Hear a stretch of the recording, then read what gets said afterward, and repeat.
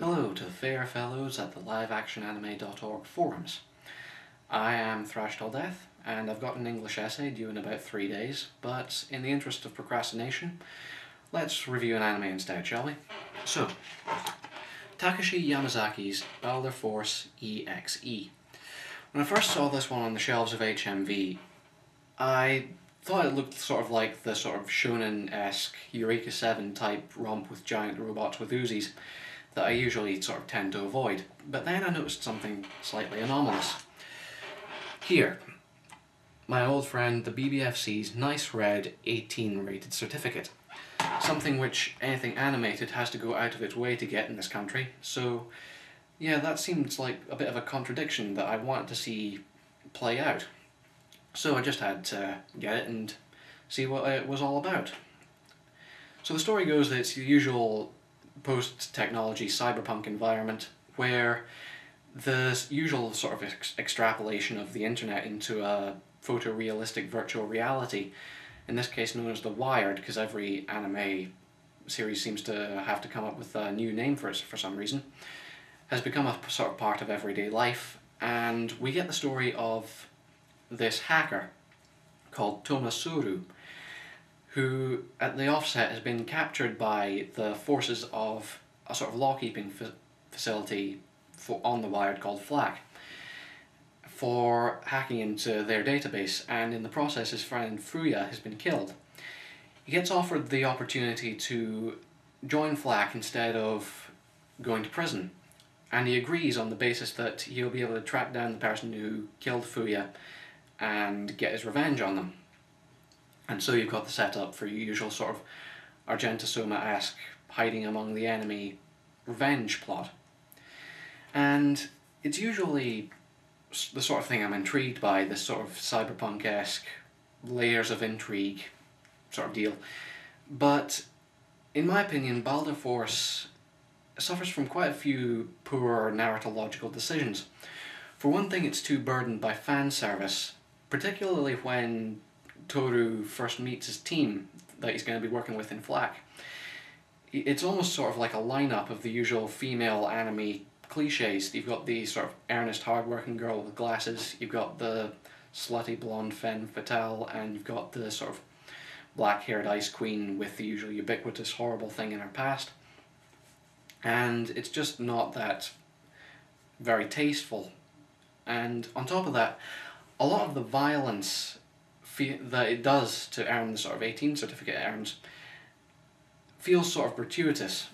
When a person gets killed in The Wired in the series, their head explodes in real life in spectacular, gory, over-the-top fashion, and it doesn't feel like it's sort of earned those moments. They don't feel in keeping with the tone of the show, and on top of that, there's a really quite unpleasant sort of virtual rape scene in the second episode, and it's just not in keeping with everything else that happens.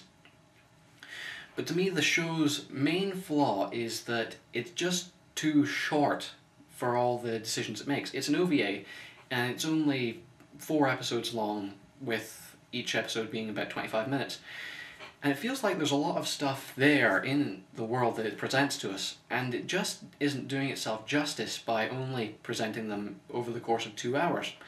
It feels like it should be given a sort of 13 episode series, or even a full 26 episode series, to more fully develop and explore its cast and its environment.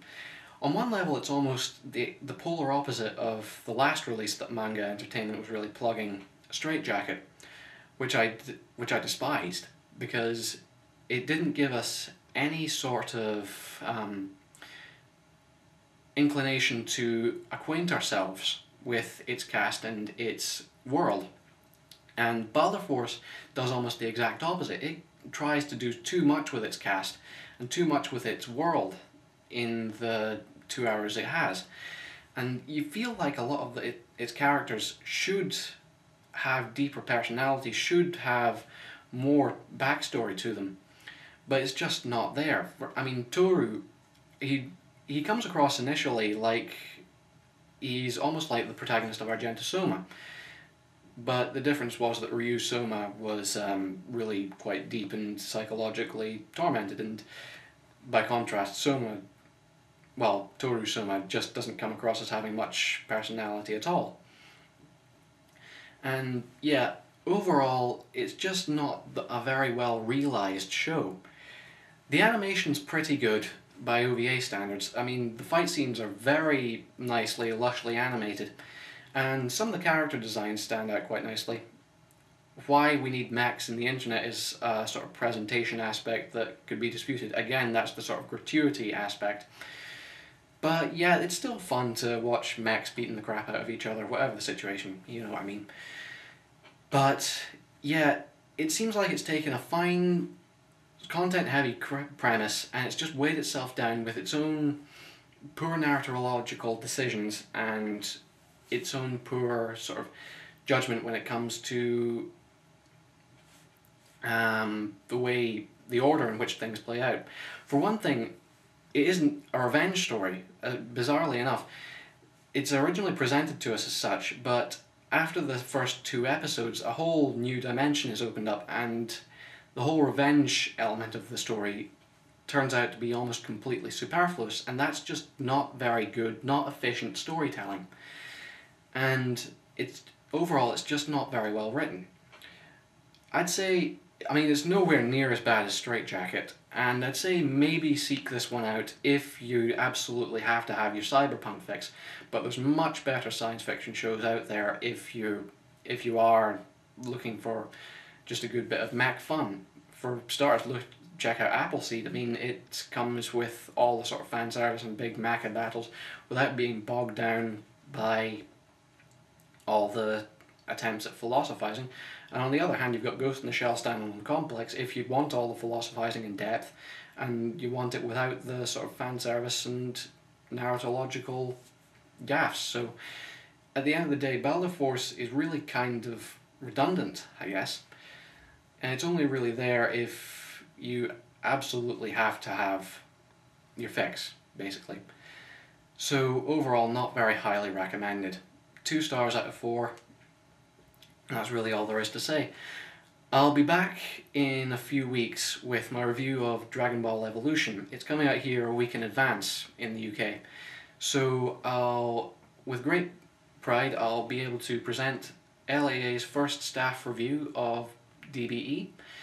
And, you know, we've been waiting for this for 6 years, and now it's finally here. So I guess I'll see you then. Goodbye.